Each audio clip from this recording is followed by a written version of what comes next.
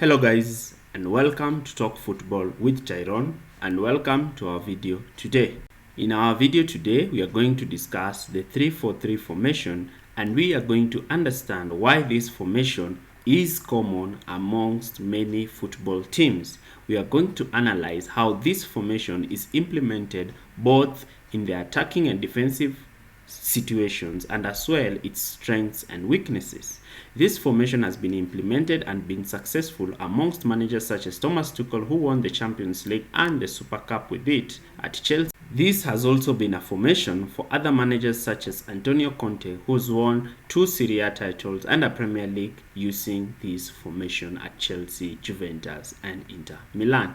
So the 3-4-3 formation has been implemented by a variety of coaches. Number 1, Rafael Benitez. He has used a slight variation of the 3-4-3 as the 5-3-2 at Newcastle. This formation has also been implemented by Conte at his various clubs such as Chelsea, Inter Milan, Juventus, and Tottenham. But our focus today, we are going to analyze Thomas Tuchel's Chelsea, which exemplified under this formation. But before we continue, I'd like you to like, share, and subscribe to this channel. We are on our way to 1,000 subscribers. Now, the 3-4-3 formation is a balanced formation that gives numerical superiority both in attack and defense. This is generated by the wing backs joining the front line to create a front 5 during attack, while the 2 holding midfielders and the 3 center backs give the team balance in defense.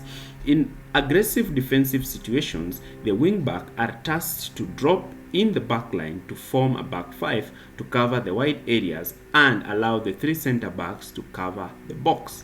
Now, we are going to look at the roles of each player under this formation. Now, the 3 center backs are so crucial because they begin the first phase of play. The 3 center backs always outnumber a front 2-man front line by having numerical superiority. The wide center backs are tasked to give outlets for the libero or the central defender. This enables the team to shuffle the ball right and left to shift the opposition team from one side to the other, and this creates passing lanes in the midfield region. Now, the 3-4-3 formation is tasked with 2 midfielders, one box to box and the other a defensive sitter. Though both defensive midfielders are tasked to rotate the ball amongst themselves, this was common amongst Jorginho and Kovacic double pivot under Thomas Tuchel. This double pivot would rotate the ball and link up with the dropping in inside forwards to create numerical superiority in midfield. It needs 2 defensively aware double pivots with good understanding to know when to sit back in front of the defense to limit the opposition from making line-breaking passes to the attackers. We saw this with Jorginho and Conte at the Champions League finals, where they were able to position themselves in areas whereby they would limit ball progression down the middle. Now, let's move to the forward phase. The forward phase of the 3-4-3 consists of the 2 inside forwards and a striker. The inside forwards are 2 attacking midfielders, and these attacking midfielders occupy positions within the half spaces and link up with the base 2 double pivot to create overloads in midfield. These midfielders have a huge task in linking up with the striker and the midfielders to rotate the ball and create through balls where they can attack the half spaces. They normally do not start wide, but rather they start in central positions to ensure they create gaps for the wide wing backs to occupy. Their half space runs ensures they receive the ball in key areas to shoot. Now, let's analyze the strengths of this formation, and the first strength is the attack. We look at how the team is lined up in attack. So the 3-4-3 formation has numerical superiority in the defensive area and is able to escape the first line of pressure as a result of the 5-against-2 numerical superiority generated by the 3 center backs and the well-coordinated 2 double pivots just in front of the center backs. Now, when the team is able to maneuver this first line of pressure, The two wing backs also provide an outlet when the two holding midfielders are man-marked. This is one big strength of this formation because the wing backs hold wide positions and play high up the pitch during the build-up formation, where they can link up with their inside forwards and enable the team to progress with the ball forward.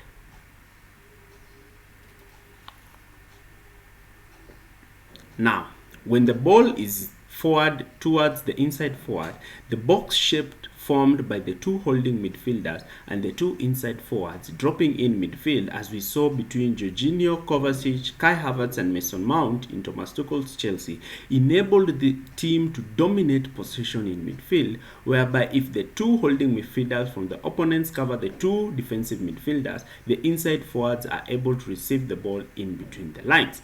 This created a 2v1 situation against the opposition fullback. If he went for the inside forward, the wing back would be free in the wide areas. And we saw Reece James receiving the ball quite often under Tuchel in acres of space down the right hand side. And this enabled Reece James to exemplify himself as one of the best fullbacks in Europe, where he was able to take on his men and throw in and whip in crosses for his teammates. And this resulted in both wing backs averaging good assists. Now, let's look at the team in the defensive phase and identify the strengths this formation generates. The 3-4-3 formation is very effective in defensive situations, and that's why it is preferred by a lot of pragmatic managers. The 3-4-3 enables the team to press in an organized manner by limiting central progression and forcing the ball wide, where a wing-back may spring from his defensive position to cover the opposition fullback, while the entire back shifts to form a back four, and this gives the team defensive solidity in the wide areas. Now, in times where the team has been pushed back, the wing backs normally drop deep and play alongside both the three center backs, forming a 5-man backline with the two holding midfielders playing as a shield in front of the defense.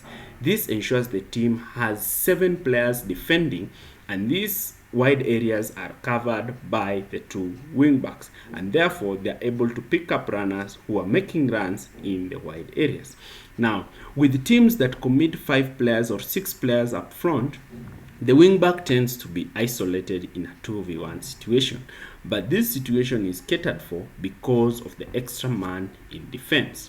So when the winger stays wide and tries to link up with an underlapping fullback, the winger might draw the opposition wingback to himself, and this may create a chance for the opposition fullback to underlap. But because we have 3 center backs in the box who are able to win aerial duels against the fullback crossing, this ensures the team does not concede goals from crosses. Now, let's identify the weaknesses of this formation. This formation is not without its weakness, despite his heavy strengths in both the attacking and defensive situations. Now, one key weakness of the 3-4-3 formation is the spaces left in between the fullback and the wide center backs.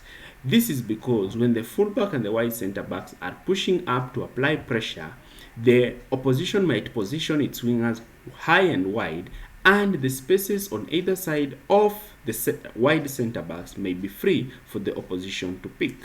This requires that we have mobile wide center backs, as Tuchel employed Aspilicueta and Rudiger, to be able to come out and cover these positions. But in some instances, when the wide center back is slow to cover these situations, a gap may appear in between them, and this may create a goal scoring opportunity for the opponent, and this is one of the key weaknesses of this formation.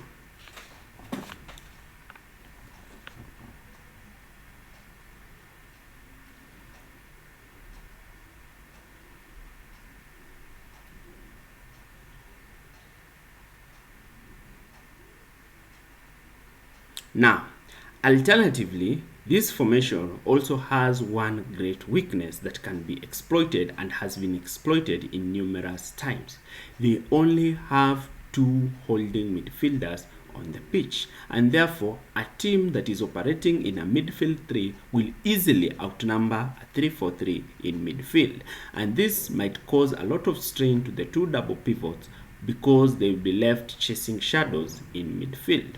But this seemed to have been mitigated by Thomas Tuchel at Chelsea, where during defensive situation, he will drop Mason Mount from his front line to join the two double pivots to give them numerical superiority in midfield. And this is one of the key weaknesses of this formation. The 3-4-3 formation is a famous formation that was developed in the 1980s in Italy. It is one of the most renowned formations for its defensive and attacking stability. It is common amongst teams that want to dominate the ball and also employs positional play tactics. It is also a formation for pragmatic managers. Definitely, it is a formation that has led to managers winning a lot of trophies. We are yet to see more innovations of the 3-4-3 formation and would like it to see how a lot of managers adopt this formation. I have to say that we are in a journey of 1,000 subscribers. I'd like you to like, share, and subscribe to this channel. Share with your friends so that we can reach 1,000 subscribers. If you've stayed with us till the end of the video, thanks for watching.